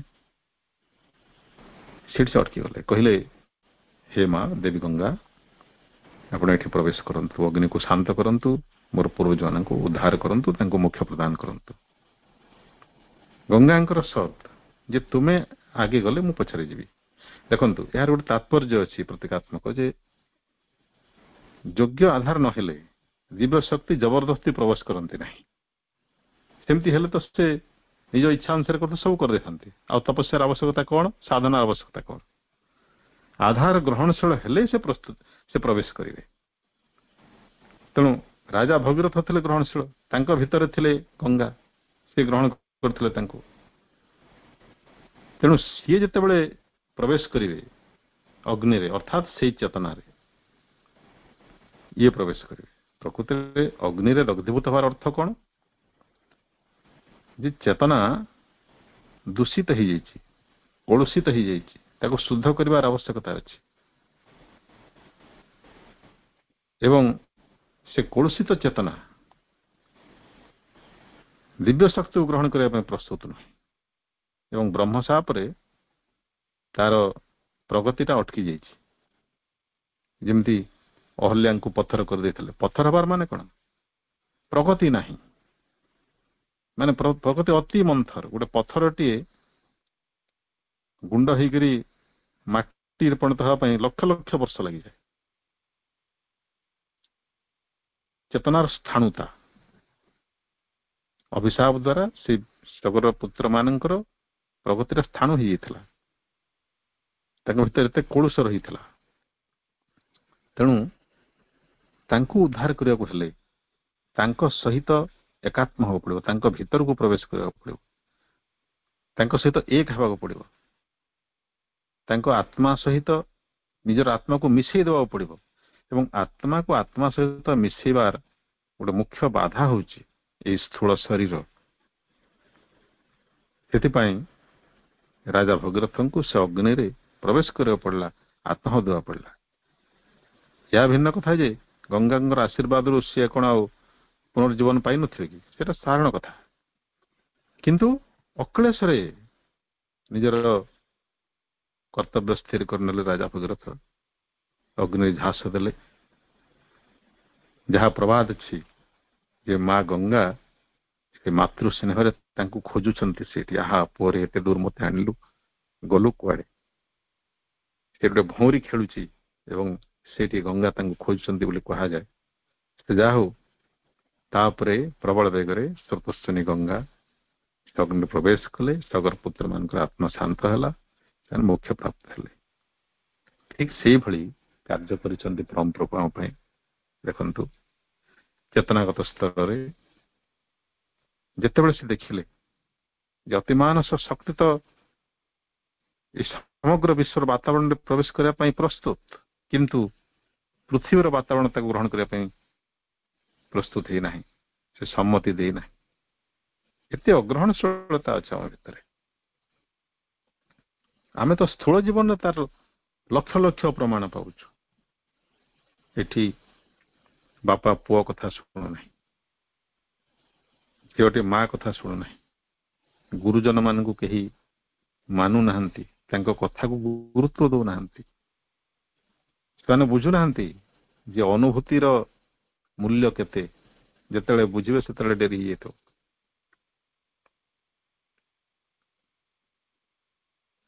ନିଜ ପାଖରେ ଜ୍ଞାନ ଉପଲବ୍ଧ ଥାଇ ଆମେ ସେଥିରୁ ମୁହଁ ଫେରେଇ ନେଉଛନ୍ତି। ନିଜ ପାଖରେ ହାତ ପହଞ୍ଚରେ ସବୁ ଖୋରାକ, ସବୁ ବ୍ୟବସ୍ଥା ଉପଲବ୍ଧ ଥାଇ ମଧ୍ୟ ଆମେ ତାକୁ ଗୋଡରେ ଆଡେଇ ଦେଉଛନ୍ତି। ନିଜର ଭାଗ୍ୟର ଉନ୍ନତିକୁ ନିଜେ ହିଁ ବିଳମ୍ବିତ କରୁଛନ୍ତି। ଏତେ ଅଗ୍ରହଣଶୀଳ ଆମେ। ଏଇଟା ସ୍ଥୂଳ ଜୀବନରେ ପରିଲକ୍ଷିତ ହେଉଛି। ଆଉ ସେ ଅତିମାନସ ଭଳି ମହାଶକ୍ତିକୁ ଗ୍ରହଣ କରି ନିଜର ଚେତନାର ସାମଗ୍ରିକ ରୂପାନ୍ତର, ଯୋଉଠି କିଛି ରହିବ ନାହିଁ, ଏ ଭୋଗ, ଆସକ୍ତି, କାମନା, ଏଇ ସୁଖ, ଇନ୍ଦ୍ରିୟ କିଛି ରହିବ ନାହିଁ। ଆମକୁ ଏ ପ୍ରପୋଜାଲଟା କିଏ ଦେଲେ ଆମେ କଣ ଗ୍ରହଣ କରିଦେବା? ଆମର ପ୍ରାଣ ଗ୍ରହଣ କରିଦେବ? କେତେ ସୁନ୍ଦର ଖାଇବାକୁ ପିଇବାକୁ ମିଳୁଛି, କେତେ ଭୋଗ ଅଛି, କେତେ ମୌଜ ମଜଲିସ ଅଛି। ଏଇଟା ନ ରହିଲା ତାହେଲେ ଲାଭ କଣ? ଆମେ ଜାଣୁନାହୁଁ ପ୍ରକୃତରେ ଦିବ୍ୟ ଆନନ୍ଦଟା କଣ। ସେ ବ୍ଲିସ୍ ର ଝଲକ ଯିଏ ପାଇଛି, ତାର ସ୍ପର୍ଶ ଯିଏ ପାଇଛି, ଏ ସ୍ଥୂଳ ଆନନ୍ଦ, ସ୍ଥୂଳ ସୁଖ କେତେ ତୁଚ୍ଛ ତା ତୁଳନାରେ, ସେଟା ସେ ବୁଝିଯିବ, ସେତେବେଳେ ଅନୁଭବ କରିଦେବ ସାଙ୍ଗେ ସାଙ୍ଗେ। କିନ୍ତୁ ସେ ସମୟ ଆସିବା ପୂର୍ବରୁ କେମିତି ଗ୍ରହଣଶୀଳ କରିବାକୁ ହବ? ଯେମିତି ଗୋଟେ ଯୋଗ୍ୟ ଗୁରୁ ଗୋଟେ ଛାତ୍ରକୁ ଗ୍ରହଣଶୀଳ କରିବାକୁ ହେଲେ ସେ ତା ଭିତରେ ପଶିବାକୁ ଚେଷ୍ଟା କରେ। ସେ ଯୋଉ ସ୍ତରରେ ଅଛି ତା ସହିତ ଏକାତ୍ମ ହେଇକରି ତା ଭିତରୁ ତାକୁ ଗ୍ରହଣ କରିବାକୁ ଚେଷ୍ଟା କରେ। ଅବଶ୍ୟ ଏଇ କଳାଟି ବହୁତ ବହୁତ ବହୁତ ବିରଳ ଏବଂ ବହୁତ କଷ୍ଟକର, ସମସ୍ତଙ୍କ ପକ୍ଷରେ ସମ୍ଭବ ନୁହେଁ। ଛାତ୍ର ଯଦି ଗ୍ରହଣଶୀଳ ହେଇଗଲା, ସେ ନିଜେ ଶିକ୍ଷକର ଚେତନା ସହିତ ଏକାତ୍ମ ହେଇଯାଏ ଏବଂ ସେଇ ମାଧ୍ୟମରେ ଜ୍ଞାନଟା ତା ଭିତରେ ଉତରି ଆସେ। କିନ୍ତୁ ଛାତ୍ର ତ ନିଜେ ଗ୍ରହଣଶୀଳ ନୁହେଁ, ତେଣୁ ସେ ପରମ କୃପାମୟ ଗୁରୁ ନିଜେ କରୁଣା କରି ଆମ ସହିତ ନିଜକୁ ମିଶାଇ ଦେଇକରି ଆମକୁ ଭିତରୁ ଗ୍ରହଣଶୀଳ କରିବା ପାଇଁ ଚେଷ୍ଟା କରୁଛନ୍ତି। ଯେଉଁ କାର୍ଯ୍ୟ କରୁଥିଲେ ରାଜା ଭଗୀରଥ, ଠିକ ସେଇ କାର୍ଯ୍ୟ କଲେ ପରମ ପ୍ରଭୁ ଶ୍ରୀ ଅରବିନ୍ଦ। ବରଂ ତାଠୁ ବହୁ ଗୁଣରେ ସୂକ୍ଷ୍ମ ସ୍ତରରେ ଅଧିକ ସୂକ୍ଷ୍ମ କାର୍ଯ୍ୟ ସେ କରିଛନ୍ତି। ଚେତନା ସ୍ତରରେ ଆମ ଭିତରେ ପ୍ରବେଶ କରିବା ପାଇଁ ତାଙ୍କୁ ସ୍ଥୂଳ ଅନ୍ନମୟ ଶରୀରକୁ ପରିତ୍ୟାଗ କରି ସୂକ୍ଷ୍ମ ଅନ୍ନମୟ ସ୍ତରରେ, ସଟଲ ଫିଜିକାଲ ପ୍ଲେନରେ ପ୍ରବେଶ କରିବାକୁ ପଡ଼ିଲା। ସେଥିପାଇଁ ତାଙ୍କୁ ସ୍ଥୂଳ ଶରୀର ତ୍ୟାଗ କରିବାକୁ ପଡ଼ିଲା। ମା ସେଥିପାଇଁ ମେସେଜ ଦେଲେ ଡିସେମ୍ବର 8ରେ ଯେ people do not know what a tremendous sacrifice Sri Aurobindo has made for all of us. ଲୋକମାନେ କେହି ଜାଣନ୍ତିନି, ପ୍ରକୃତରେ ଆମର ସାମର୍ଥ୍ୟ ନାହିଁ ବୁଝିବା କେତେ ବଡ଼ ତ୍ୟାଗ ସେ କରିଛନ୍ତି। ଏବଂ ମା କହିଛନ୍ତି ପରବର୍ତ୍ତୀ ଧାଡ଼ିରେ ଯେ had the earth consciousness been a little more responsive, this would not have been necessary. ମାନେ ଯଦି ଏ ପାର୍ଥିବ ଚେତନା ଟିକେ ଅଧିକ ଗ୍ରହଣଶୀଳ ଥାନ୍ତା ସେ ସମୟରେ, ହୁଏତ ପ୍ରଭୁଙ୍କୁ ଏତେ ବଡ଼ ତ୍ୟାଗ ଅର୍ଥାତ୍ ସ୍ଥୂଳ ଶରୀର ବିସର୍ଜନ କରିବାର ଭଳି ଗୋଟେ ସଂକଳ୍ପ ତାଙ୍କୁ ନେବାକୁ ପଡ଼ିନଥାନ୍ତା। ତେଣୁ ଅକଳେଶରେ ପ୍ରଭୁ ନିଜର କର୍ତ୍ତବ୍ୟ ସ୍ଥିର କରିନେଲେ। ତାଙ୍କର ତ ନିଜର ବୋଲି କିଛି ନଥିଲା, ନିଜର ଲକ୍ଷ୍ୟ ଏ ଶରୀର ମଧ୍ୟ ତାଙ୍କର ନିଜ ପାଇଁ ସେ ବ୍ୟବହାର କରୁନଥିଲେ ବା ତାକୁ ମହତ୍ଵ ଦେଉନଥିଲେ। ସବୁ ତାଙ୍କ ପାଇଁ ଥିଲା ଭଗବାନଙ୍କର ଯନ୍ତ୍ର। ତେଣୁ ଭଗବାନଙ୍କର ଯନ୍ତ୍ରକୁ ଭଗବାନ କାର୍ଯ୍ୟରେ ବିନିଯୋଗ କରିବା ପାଇଁ ଅକଳେଶରେ ସେ ସ୍ଥୂଳ ଶରୀର ବିସର୍ଜନ କରିବାର ସଂକଳ୍ପ ନେଇଗଲେ ଏବଂ ତାପରେ ସୂକ୍ଷ୍ମ ଶରୀରରେ, ସଟଲ ଫିଜିକାଲ ପ୍ଲେନରେ ପ୍ରବେଶ କରି ଆମ ସମସ୍ତଙ୍କ ଭିତରେ ସେ ବର୍ତ୍ତମାନ ଓତପ୍ରୋତ ହେଇକି ଅଛନ୍ତି। କାରଣ ସୂକ୍ଷ୍ମ ଶରୀର କିଛି ସୀମା ନାହିଁ, ସ୍ଥୂଳ ଶରୀର ସୀମା ଥାଏ। ସୂକ୍ଷ୍ମ ଶରୀର ସେ ପରିବ୍ୟାପ୍ତ, ଏ ସମଗ୍ର ବିଶ୍ୱର ଚେତନା ସହିତ ସେ ଏକୀଭୂତ ହେଇକି ରହିଛନ୍ତି, ଅର୍ଥାତ୍ ସେ ଏ ସମଗ୍ର ବିଶ୍ୱ ରୂପରେ ରହିଛନ୍ତି, ବିସ୍ତାରିତ ରୂପରେ ଆମ ସମସ୍ତଙ୍କ ସହିତ ଯୋଡ଼ି ହେଇକରି। ଏବଂ ଆମେ ସମସ୍ତେ ପ୍ରକୃତରେ ଏକ ହିଁ ଚେତନା, କେବଳ ବାହାରକୁ ଅଲଗା ଅଲଗା ଦେଖାଯାଉଛୁ। ଯେମିତି ଗଛ ମାନେ ବାହାରକୁ ଅଲଗା ଅଲଗା ଲାଗୁଥାନ୍ତି, କିନ୍ତୁ ଭିତରେ, ମାଟି ଭିତରେ ସମସ୍ତଙ୍କର ଚେର ସମସ୍ତଙ୍କ ସହିତ ଯୋଡ଼ି ହେଇକରି ଥାଏ। ତେଣୁ ଦେଖିବାକୁ ଗଲେ ଏ ସବୁ ଗଛ ହଉଛନ୍ତି ଗୋଟିଏ ଗଛ, କାରଣ ଚେର ଲାଗିଛି, ମାଟି ତଳେ ପରସ୍ପର ସହିତ ଯୋଡ଼ି ହେଇଛି। କେବଳ ଉପରକୁ ଗୋଟେ ଗୋଟେ ବାହାରିଛି, ଅଲଗା ଅଲଗା ଦେଖାଯାଉଛି। ଆମେ ସମସ୍ତେ ସେଇଭଳି। ଯେମିତି ଆମର ବାଁ ହାତଟି ଡାହାଣ ହାତ ଠାରୁ ଅଲଗା ନୁହେଁ, ସେ ଗୋଟିଏ ଶରୀର। ଯେମିତି ବାଁ ଆଙ୍ଗୁଠିଟି, ବାଁ ହାତର ଗୋଟେ ଆଙ୍ଗୁଠି ଡାହାଣ ହାତର ଆଙ୍ଗୁଠି କଣ ସେ ବିରୋଧ କରିବ? କିନ୍ତୁ ଏବେ ବିରୋଧ କରୁଛି, ଅର୍ଥାତ୍ ଅଜ୍ଞାନତା। ତ ସେ ଅଜ୍ଞାନତାକୁ ଦୂର କରିବା ପାଇଁ, ଆମକୁ ସମସ୍ତଙ୍କୁ ଗ୍ରହଣଶୀଳ କରିବା ପାଇଁ ଆମ ଭିତରେ ପ୍ରବେଶ କରିଛନ୍ତି ପ୍ରଭୁ ଶ୍ରୀ ଅରବିନ୍ଦ ଏବଂ ସେ ଭିତରେ ଥାଇକରି ଆମକୁ ଗ୍ରହଣଶୀଳ କରିବା ପାଇଁ ଚେଷ୍ଟା କରୁଛନ୍ତି। ସେଇ ଗୋଟିଏ ହିଁ କାର୍ଯ୍ୟ ସେ କରୁଛନ୍ତି, ଆମ ଭିତରର ଗ୍ରହଣଶୀଳତାର ଅଭିବୃଦ୍ଧି। ଏବଂ ଦିବ୍ୟଜନରେ ମଧ୍ୟ ସେଇ କାର୍ଯ୍ୟ ହିଁ କରୁଥିଲେ। ସ୍ଥୂଳ ଶରୀରରେ, ସ୍ଥୂଳ ଶରୀର ବିସର୍ଜନ ପରେ ମଧ୍ୟ ସେ ତ ଅଲଗା ନୁହନ୍ତି, ପ୍ରଭୁଙ୍କ ଚେତନା ସହିତ ଏକ। ତେଣୁ ଦୁହେଁ ମିଶି ବୋଲି କହିବାଟା ମଧ୍ୟ ଗୋଟେ ଭୁଲ ତଥ୍ୟ। ଦୁହେଁ ଆଉ କୋଟି ସେମାନେ ବର୍ତ୍ତମାନ ଏକ। କେବଳ ଆମେ ଔପଚାରିକ ଦୃଷ୍ଟିରୁ ମା ଶ୍ରୀବୃନ୍ଦ ବୋଲି କହୁଛୁ, ନହେଲେ ସେମାନେ ଏକ, ଏବଂ ସେ ଏକ ହିଁ କାର୍ଯ୍ୟ କରୁଛନ୍ତି ଆମ ଭିତରେ ଗ୍ରହଣଶୀଳତାର ଅଭିବୃଦ୍ଧି, ଆମକୁ ଅଧିକରୁ ଅଧିକ ବିନମ୍ର କରିବା ପାଇଁ, ଗ୍ରହଣଶୀଳ କରିବା ପାଇଁ, ସତ୍ୟ ପ୍ରତି ଅନୁରାଗୀ କରିବା ପାଇଁ, ସତ୍ୟ ଉନ୍ମୁଖ କରିବା ପାଇଁ, ଆଲୋକ ଉନ୍ମୁଖ କରିବା ପାଇଁ ସେମାନେ ସର୍ବଦା କ୍ରିୟାରତ। ଏବଂ ତାଙ୍କରି କୃପାରୁ ହିଁ ଆମ ଭିତରେ ଯାହା କିଛି ଗ୍ରହଣଶୀଳତା ବିକଶିତ ହେଇଛି। ଏଇ କଥା ହିଁ ଆମେ ସବୁବେଳେ ମନେ ରଖିବା। ଅପାଭାଇ ମାନେ, ମୋର ବିନମ୍ର ଅନୁରୋଧ, ଆମେ ଯେଉଁ ଏକତ୍ରିତ ହେଇଛୁ, ସେଠିକି ଯେଉଁ ଆସିଛୁ, ପାଠଚକ୍ର କରୁଛୁ, ଅନଲାଇନରେ କରୁଛୁ, ଅଫଲାଇନରେ କରୁଛୁ, ମା ସ୍ୱୟଂ ଦେଖିଲେ ଆମ ଅନ୍ତରଟା ଯେମିତି ଗୋଟେ ଭାବପ୍ରବଣ ହେଇଯାଉଛି, ତାଙ୍କ ପ୍ରତି ଯେମିତି ଆକର୍ଷଣ ଅନୁଭବ କରୁଛୁ, ତାଙ୍କର ସାଧନା ପ୍ରତି ନିଜ ଭିତରେ ଗୋଟେ ଯେଉଁ ଅଳ୍ପ ବହୁତ ଯାହା କିଛି ବି ଆସ୍ପୃହା ଅନୁଭବ କରୁଛୁ, ଏଇଟା ତାଙ୍କର ହିଁ କୃପା, ତାଙ୍କର ହିଁ କୃପା। ଆମର କିଛି ଏଥିରେ ସାମର୍ଥ୍ୟ ନାହିଁ, ଆମର କିଛି କ୍ରେଡିଟ ନାହିଁ, ଆମର କିଛି ଔକାତ ନାହିଁ, ଆମର କିଛି ନୁହେଁ ଏଠି, ଆମର କୌଣସି ବାହାଦୁର ନାହିଁ ଏଥିରେ। ଆମେ ଆସିନାହୁଁ, ଆମେ ଚେଷ୍ଟା କରି ଗ୍ରହଣଶୀଳ ହେଇନାହୁଁ, ଆମେ କରୁନାହୁଁ, ଆମେ ସବୁ ଆୟୋଜନ କରୁନାହୁଁ, ଆମକୁ କରାଉଛନ୍ତି ସେ, ଆମ ଭିତରେ ଗ୍ରହଣଶୀଳତା ସେ ବୃଦ୍ଧି କରୁଛନ୍ତି। ଆମର ଚେତନାଗତ ଅବସ୍ଥାଟିକୁ ସେ ସେଭଳି ଭାବରେ ପ୍ରସ୍ତୁତ କରୁଛନ୍ତି, ଯୋଉଥିପାଇଁ ସବୁ ସମ୍ଭବ ହଉଛି।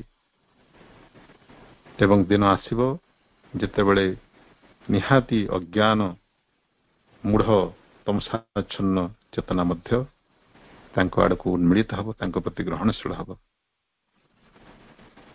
ସେ ସମୟ କେତେ ଲାଗିବ ସେଥିରେ ଆମର ଚିନ୍ତା କରିବା ଦରକାର ନାହିଁ। ମହାକାଳର ସାମ୍ନାରେ 200-300 ବର୍ଷ ମଧ୍ୟ କିଛି ନୁହେଁ। ତେଣୁ ଆମେ ଆମର କର୍ତ୍ତବ୍ୟକୁ ଚେଷ୍ଟା କରିବା। ଆମର କର୍ତ୍ତବ୍ୟ ହେଲା ସେ ନିମ୍ନରୁ ଆବାହନ କରି ଯେଉଁ ସ୍ଥିର ଅପ୍ରତ୍ୟକ୍ଷ ଆସ୍ପୃହା, ସେ ଆସ୍ପୃହା ଯାହା ହେବା ଉଚିତ ସଦା ଜାଗ୍ରତ, ଅବିରାମ, ଅବିଚ୍ଛିନ୍ନ। ନିଜ ତରଫରୁ ଯେତିକି ସମ୍ଭବ, ଯେତିକି ଆମେ ସଚେତନ, ତାହା ଯଦି କରିବା ପାଇଁ ଚେଷ୍ଟା କରିବା, ତାପରେ ଭଗବାନଙ୍କ କରୁଣାରୁ ଆମର ସାମର୍ଥ୍ୟ ମଧ୍ୟ ଆହୁରି ବିକଶିତ ହେବ, ଆହୁରି ଉଚ୍ଚତର ସାଧନା କରିବା ପାଇଁ ଆମେ ଯୋଗ୍ୟ ହେବା। କାରଣ ଆମ ଭିତରେ କାର୍ଯ୍ୟ କରୁଛନ୍ତି ସ୍ୱୟଂ ଦିବ୍ୟଜନନୀ ଏବଂ ପରମ ପ୍ରଭୁ ଶ୍ରୀ ଅରବିନ୍ଦ। ସେ ଆମ ପାଖରେ ଅଛନ୍ତି କହିଲେ ଭୁଲ ହେବ, ସେ ଆମ ସହିତ ଅଛନ୍ତି, ଆମ ଭିତରେ ଅଛନ୍ତି, ବାହାରେ ଅଛନ୍ତି, ସର୍ବତ୍ର। ଏବଂ ଆମର ପ୍ରତ୍ୟେକଟି ପ୍ରୟାସ ତାଙ୍କ ପ୍ରତି ନିବେଦିତ ଗୋଟେ ଗୋଟେ ଭକ୍ତି ଅର୍ଘ୍ୟ, ଗୋଟେ ଶ୍ରଦ୍ଧା, ଗୋଟେ ଶ୍ରଦ୍ଧାଞ୍ଜଳି। ତେଣୁ ଏ ଅବସରରେ ମୁଁ ସମସ୍ତଙ୍କୁ ପୁଣି ଥରେ ଅଭିନନ୍ଦନ ଜଣାଉଛି, ସମସ୍ତଙ୍କୁ ଆହ୍ୱାନ କରୁଛି ପୁଣି ଥରେ ଏ ଦିବ୍ୟ କାର୍ଯ୍ୟରେ ଆନ୍ତରିକ ଭାବରେ, ଅଧିକ ନିଷ୍ଠାପୂର୍ଣ୍ଣ ଭାବରେ ସହଯୋଗ କରିବା ପାଇଁ। ପ୍ରକୃତରେ ଜଣେ ଯଦି ନିଜକୁ ପରିବର୍ତ୍ତନ କରିପାରିଲା, ନିଜକୁ ଶୁଦ୍ଧ କରି ଗଢି ପାରିଲା, ସେଟା ହଉଛି ମାନବ ଜାତି ପ୍ରତି ତାର ଗୋଟେ ବହୁତ ବଡ ଅବଦାନ। ଆମେ ଅନ୍ୟକୁ ପରିବର୍ତ୍ତନ କରିବା ଦରକାର ନାହିଁ, ଆମେ କରିପାରିବା ନାହିଁ, କିନ୍ତୁ ନିଜକୁ କରିପାରିବା, ନିଜକୁ ପ୍ରସ୍ତୁତ କରିପାରିବା ଏବଂ ଦିବ୍ୟ ଶକ୍ତିଙ୍କର ସାହାଯ୍ୟ ନେଇ ତାଙ୍କର କୃପା ଦ୍ୱାରା ଆମର ଚେତନାକୁ ଆମେ ପରିବର୍ତ୍ତନ କରିପାରିବା। ମା ଭଗବତୀ କୃପା କରନ୍ତୁ, ଆମେ ଯେପରି ପ୍ରଭୁଙ୍କର ସେ ମହାନ ତ୍ୟାଗର ଯୋଗ୍ୟ ଦାୟାଦ ହଉ, ତାଙ୍କର ତ୍ୟାଗ, ତାଙ୍କର ଅବଦାନ ଯେମିତି ଶୀଘ୍ର ସଫଳ ହଉ। ମା କହିଲେ, the best homage we can offer to Shri Aurobindo is to be a living example of his teaching. Shri ଅରବିନ୍ଦଙ୍କ ପ୍ରତି ଆମ ତରଫରୁ ସର୍ବଶ୍ରେଷ୍ଠ ସମ୍ମାନ ଏବଂ ଶ୍ରଦ୍ଧାଞ୍ଜଳି ହେବ ଯେ ଆମେ ତାଙ୍କର ଯେଉଁ ବାଣୀ, ତାଙ୍କର ଯେଉଁ ଆଦର୍ଶ, ତାଙ୍କର ଶିକ୍ଷା, ତାକୁ ଜୀବନରେ ଜୀବନ୍ତ ଭାବରେ ପ୍ରକାଶିତ କରିବା, ଅର୍ଥାତ୍ ତାର ଜୀବନ୍ତ ଉଦାହରଣ ହେବା। ଯଦି ସେଟା କରିବା ପାଇଁ ଆମେ ଆନ୍ତରିକ ଭାବରେ ଚେଷ୍ଟା କରୁଥିବା, ପ୍ରକୃତରେ ଆମେ ତାଙ୍କର ଯୋଗ୍ୟ ସନ୍ତାନ, ଯୋଗ୍ୟତା ଦେବ। ମାଙ୍କ ପାଖରେ ସମସ୍ତଙ୍କ ତରଫରୁ ପ୍ରାର୍ଥନା ଆମ ଭିତରେ ସେ ଯଥାର୍ଥ ଗ୍ରହଣଶୀଳତା ବୃଦ୍ଧି ହଉ, ଯଥାର୍ଥ ମନୋଭାବଟା ଆମ ଭିତରେ ସୃଷ୍ଟି ହଉ ଏବଂ ଔପଚାରିକତା ଭିତରେ ବନ୍ଧା ନାହିଁ କରି ଆମର ସାଧନା ଯେମିତି ବାସ୍ତବ ଧର୍ମୀ ହଉ। ଏହି ପ୍ରାର୍ଥନା ସହିତ ଆଜିର ଆଲୋଚନାକୁ ବିରାମ ଦେଉଛି। ସମସ୍ତ ଭାଇଙ୍କୁ ପୁଣି ଥରେ ଧନ୍ୟବାଦ, ମାଙ୍କ ପାଖରେ କୃତଜ୍ଞତା। ବନ୍ଦେ ମାତରମ୍।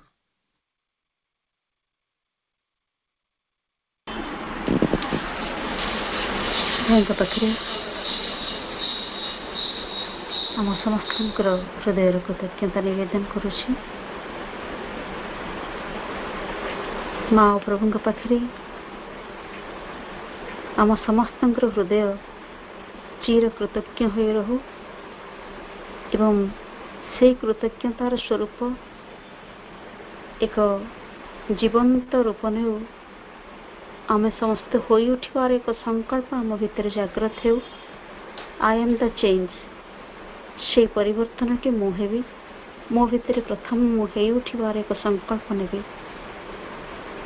এই ସଂକଳ୍ପ ହିଁ ମା ପ୍ରଭୁଙ୍କ ପାଖରେ ଏକ କୃତଜ୍ଞ ହେବାର ଏକ ପ୍ରୟାସ, ଏକ ଚେଷ୍ଟା। ଭାଇଙ୍କର ଆଲୋଚନା ଭିତରେ ଯାହା ଥିଲା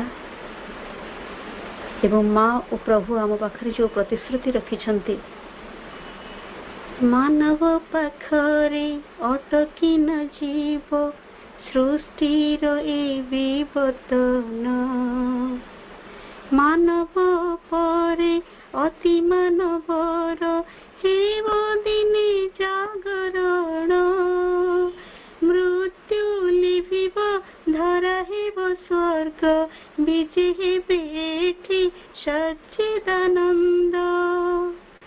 ନିଶ୍ଚିତ ନା ଗର୍ଭ ଯାତ୍ରା ଆମର, ନିଶ୍ଚିତ ନା ଗର୍ଭ ଯାତ୍ରା ଆମର, ପରାଚେତନାରେ ଛୁଟିଛୁ ଆମେ, ପରାଚେତନାରେ ଛୁଟିଛୁ ଆମେ, ବିବର୍ତ୍ତିତ ଏକ ଚେତନା, ଆମେ ବିବର୍ତ୍ତିତ ଏକ ଚେତନା। ଭୂମିରୁ ଭୂମାକୁ ଚାଲିଛୁ ଆମେ, ଭୂମିରୁ ଭୂମାକୁ ଚାଲିଛୁ ଆମେ, ପରମଙ୍କ ଦିବ୍ୟ ଦୂତନା, ଆମେ ପରମଙ୍କ ଦିବ୍ୟ ଦୂତନା। ତାଙ୍କରି ଇଚ୍ଛାକୁ ବରିଛୁ ଆମେ, ତାଙ୍କରି ଇଚ୍ଛାକୁ ବରିଛୁ ଆମେ, ଭୂମିରୁ ଭୂମାକୁ ଚାଲିଛୁ ଆମେ, ତାଙ୍କରି ଇଚ୍ଛାକୁ ବରିଛୁ। ମା ପ୍ରଭୁଙ୍କର ସଂକଳ୍ପ ଏହି ଅଜ୍ଞାନର ତ୍ରିଧା ଜଗତ ମଧ୍ୟରୁ ଆମକୁ ଉଦ୍ଧାର କରିବେ ଏବଂ ସେ ଉଦ୍ଧାର ହେବା ପାଇଁ ଆମ ଭିତରେ ଏକ ଯୋଗ୍ୟତା ଦରକାର, ଏକ ପ୍ରସ୍ତୁତି ଦରକାର, ଚାହିଁବା ଦରକାର, ଆସ୍ପୃହା କରିବା ଦରକାର। ସେଥିପାଇଁ ନିରନ୍ତର ଲାଗି ରହିବା ଦରକାର ଏବଂ ମା ଯିଏକି ସେଇ ଗୋଲ୍ଡେନ୍ ବ୍ରିଜ୍ ହୋଇ ଆମ ଭିତରେ ସେ ଅଜ୍ଞାନର ତ୍ରିଧା ଜଗତ ମଧ୍ୟରୁ ସେ ନୂତନ ସଚ୍ଚିତ ଆନନ୍ଦର ଜଗତ ମଧ୍ୟକୁ ଏକ ବ୍ରିଜ୍ ଭଳି କାମ କରୁଛନ୍ତି। ଆମ ଭିତରେ ରହି ମଧ୍ୟ ସେ ଚୈତ୍ୟ ସତ୍ତା ରୂପରେ ଆମ ଭିତରେ ଆମକୁ ପ୍ରସ୍ତୁତ କରୁଛନ୍ତି। ସମସ୍ତ କାର୍ଯ୍ୟ ହେଉଛି ତାଙ୍କ, କିନ୍ତୁ ଆମ ଭିତରେ the world is preparing for a big change, will you help? ମା ଯେତେବେଳେ ଏ କଥାଟି ଚାହୁଁଛନ୍ତି, ଆମ ଭିତରୁ ଏକ ଇଣ୍ଟିଗ୍ରାଲ ରିସେପ୍ଟିଭିଟି ଦରକାର, ଏକ ସ୍ୱୀକୃତି ଦରକାର, ଏକ ପ୍ରସ୍ତୁତି ଦରକାର, ଏକ ସଂକଳ୍ପ ଦରକାର ମା ପ୍ରଭୁଙ୍କ ସହିତ ଚାଲିବା ପାଇଁ, ନିଜ ଭିତରେ ଆମର ସମସ୍ତ ଆଧାରକୁ ପ୍ରସ୍ତୁତ କରିବା ପାଇଁ ତାଙ୍କର ଆଶୀର୍ବାଦ ଓ କୃପା ଦରକାର। କୌଣସି ମାନସିକ ପ୍ରୟାସ ନୁହେଁ, କେବଳ ମାଙ୍କର ଶକ୍ତି ହିଁ ଏ ସମସ୍ତ ଶକ୍ତି ସାମର୍ଥ୍ୟ ଆମକୁ ଯୋଗାଇ ଦେବ। ଏ ଅନ୍ଧକାର ତମସାପନ୍ନ ଅଜ୍ଞାନ ଜଗତରେ ଆଣିଦେବ ସେହି ଅମୃତ ଅମରତ୍ୱର ଜଗତକୁ, ସେହି ପରାଚେତନାକୁ ପ୍ରତିଷ୍ଠା କରିବ। ପ୍ରାର୍ଥନା କରିବା, Lord, we are upon earth to accomplish thy work of transformation. It is our sole will, our sole preoccupation grant that it may be also our sole occupation, and that all our actions may help us towards this single goal. In the night as in the day, be always with us, in sleep as in waking. Let us feel in us always the reality of your presence. Let it sustain and make to grow in us truth, consciousness, and bliss constantly and at all times. Truth, consciousness, and bliss constantly with us at all times. Victory to the Divine Mother, victory to the Divine Mother, victory to the Divine Mother.